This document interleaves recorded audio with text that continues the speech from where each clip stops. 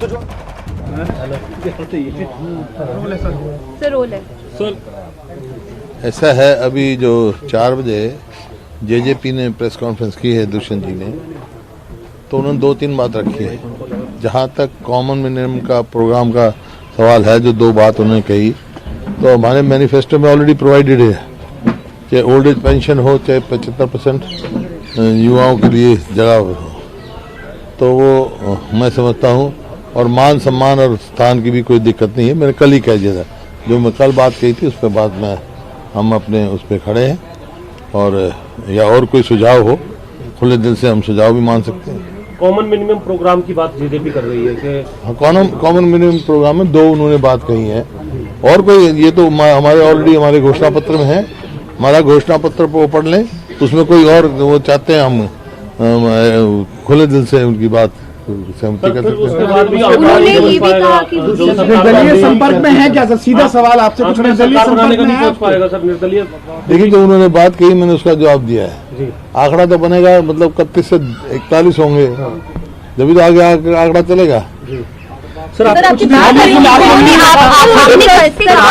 आपने कल से कहा था कॉमन मिनिमम प्रोग्राम के बारे में भी आपने बातचीत करी, फिर भी आज उन्होंने सीधे तौर पर आपका नाम नहीं लिया प्रेस कॉन्फ्रेंस में कि कांग्रेस के साथ है, क्योंकि उनकी जो आज जो उनकी प्रॉमिस उन्होंने मांगी वो आपने कल कर चुकी थी। वही मैं कह रहा हूँ, मैं तो अब प्रेस कॉन्फ्रेंस करके ये कहा है, वो हमारे कोई दिक्कत नहीं है। अभी भी ये सर आपको लगता है जेजेपी देरी कर रही है? सर आपको लगता है जेजेपी जो देरी कर रही है, जेजेपी बार-बार ये कह रही है हम दोनों का स्वागत करते हैं, जो देरी कर रही है इस प्रोसेस में कहीं ना कहीं इस पे ब्रेक लग रही है इस तरीके? ये तो उनको होगा, ये तो उनकी वो जो है उनकी सोच और उनकी कार्रवाई करने, उनका काम करने का तरीका है।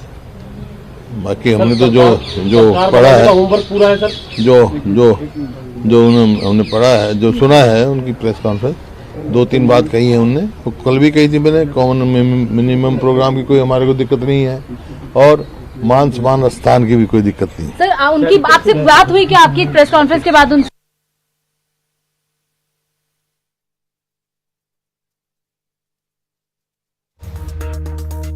तौर पर कहा, खुले मन से कहा, खुले दिल से कहा कि जेजेपी के लिए जो तमाम बातें जेजेपी कर रही है, हम उन पर आने को तैयार है, बल्कि उससे ज्यादा बढ़ चढ़ कर हम करेंगे जो जेजेपी चाहेगी।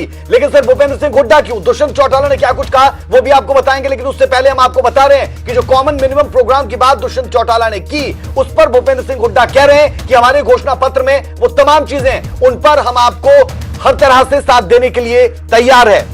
दुष्यंत चौटाला क्या कुछ कह रहे हैं वो सुनना यहां पर जरूरी है, क्योंकि भूपेंद्र सिंह हुड्डा और दुष्यंत चौटाला अगर एक साथ आते हैं, बीजेपी का समीकरण बिगड़ सकता है। सुने जरा।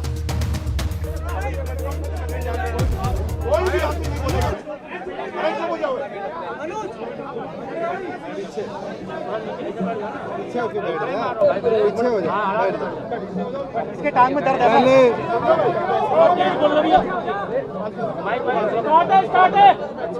थोड़ा शांत हो जाओ। पहले तो मैं सभी पत्रकार साथियों का, छायाकार साथियों का धन्यवाद करता हूं कि आपने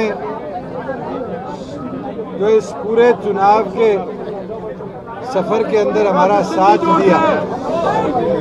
11 महीनों के अंदर ये जो सफर था, इस सफर ने प्रदेश के अंदर इस कम समय में जननायक जनता पार्टी को जहां एस्टैब्लिश करा, वही प्रदेश के अंदर सबसे बड़ा रीजनल दल बनकर 15% से ज्यादा वोट शेयर के साथ 10 एमएलए को लेकर जननायक जनता पार्टी को इस छोटे से समय में एक रिकॉग्नाइज्ड पार्टी बनाने का काम किया।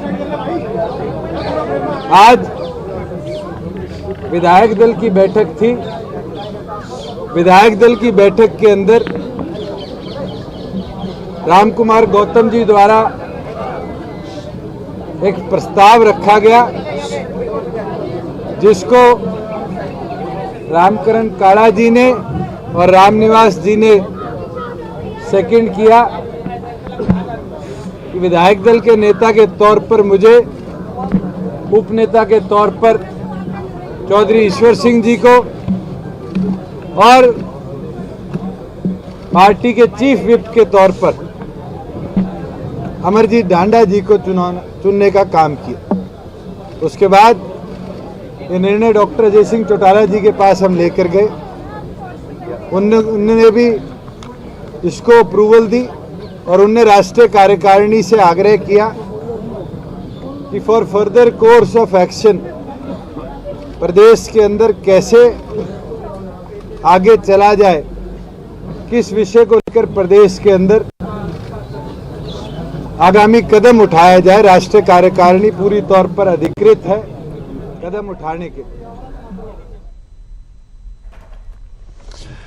तो दुष्यंत चौटाला की तरफ से कहा गया कि कॉमन मिनिमम प्रोग्राम हमारा है जो हरियाणा की जनता के लिए है, जो उसके हक में होगा उसको हम समर्थन दे देंगे। और दूसरी तरफ कांग्रेस क्या कह रही है? कांग्रेस कह रही है हमारी मैनिफेस्टो में ऑलरेडी है और अगर कुछ नहीं है तो हम उसको ऐड कर लेंगे। मतलब साफ है कि कांग्रेस सत्ता चाहती है, पलकें बिछाकर इंतजार या स्वागत आप कह सकते हैं कि जेजेपी का अब कांग्रेस की तरफ से किया जा रहा है। यह हुड्डा के बयान से साफ हो गया। बिल्कुल नए समीकरण बन चुके हैं। तो ऐसे में आप देखते रहिए लगातार न्यूज 18, क्योंकि यहां पर नए समीकरणों की नई बसात राजनीतिक अखाड़े में हम आपको देंगे एक छोटे से ब्रेक के बाद।